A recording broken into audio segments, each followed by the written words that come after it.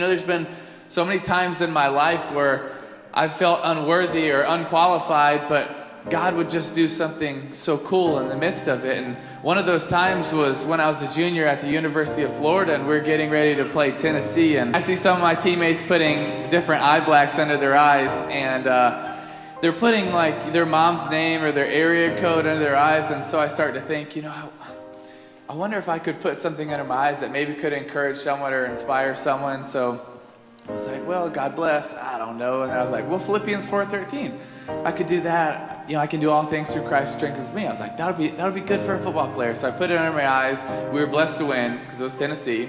And it really wasn't that big of a deal. After the game, a couple local newspapers wrote about it, but it wasn't that big of a deal. But I kept wearing it under my eyes every single game, and as probably a lot of you know, Gator fans are very passionate. So 4, 5, 6 weeks later, they're selling it at the Gator bookstore, at the Florida Library. You have thousands of fans showing up to games wearing Philippians 4:13 under their eyes, and I honestly believe half of them don't even know what it means. I had one guy, his name was Phil, come up to me and say, "Hey, did you wear that under your eyes for me?" It's like, no, it's a Bible verse. What are you talking about?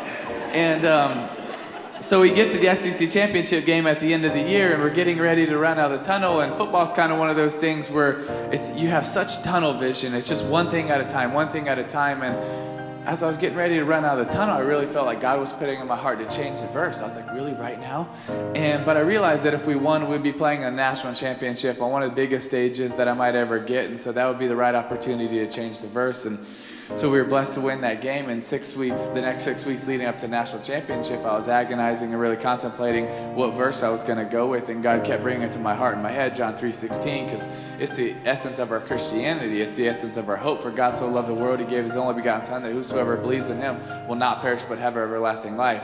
It's what gives us hope as Christians. So I decided to go with that. And so 2 days before the game, I went up to my parents' hotel room in Miami, Florida, and I was like, Mom, Dad, I've decided to change the verse, and we're going to go with John 3:16. My mom's super sweet and supportive. Oh, that's great, honey. My dad's like, well, have you told Coach Meyer?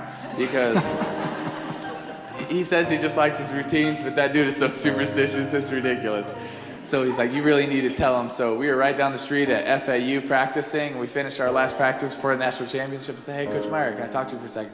He's like, yeah, how you feeling? Your arm good, leg good? You ready for the game? I was like, yeah, I'm good. You know the verse I wear in my eyes? He's like, yeah, Philippians 4:13. I can do all things through Christ who strengthens me. I love it. I was like, well, I'm going to change that verse tomorrow night. What? What are you talking about? You can't change that verse. That verse got us here.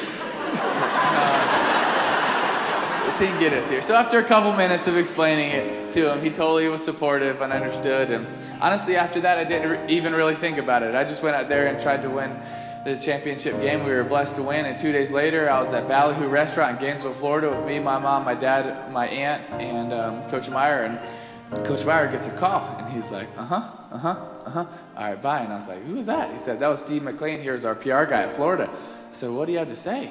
He said, did you know that during that game, 94 million people Googled John 3:16? And honestly, my first thought was, how the heck do 94 million people not know John 3:16?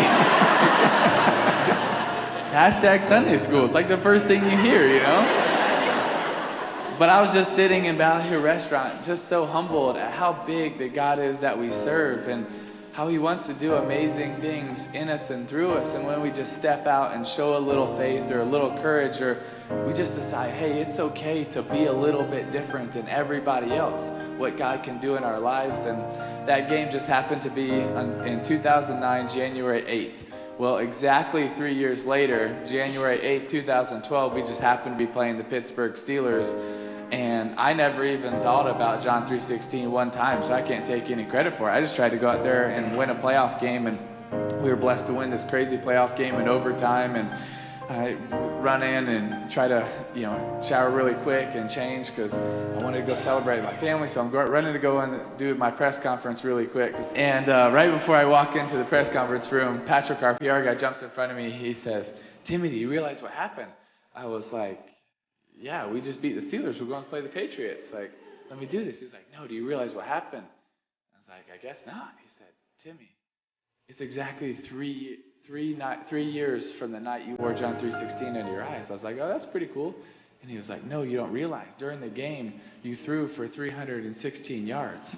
Your yards per completion were 31.6. Your yards per rush were 3.16. The ratings for the night were 31.6, and the time of possession was 31.06. And during the game, 90 million people Googled John 3:16, and it's the number one trending thing on every platform.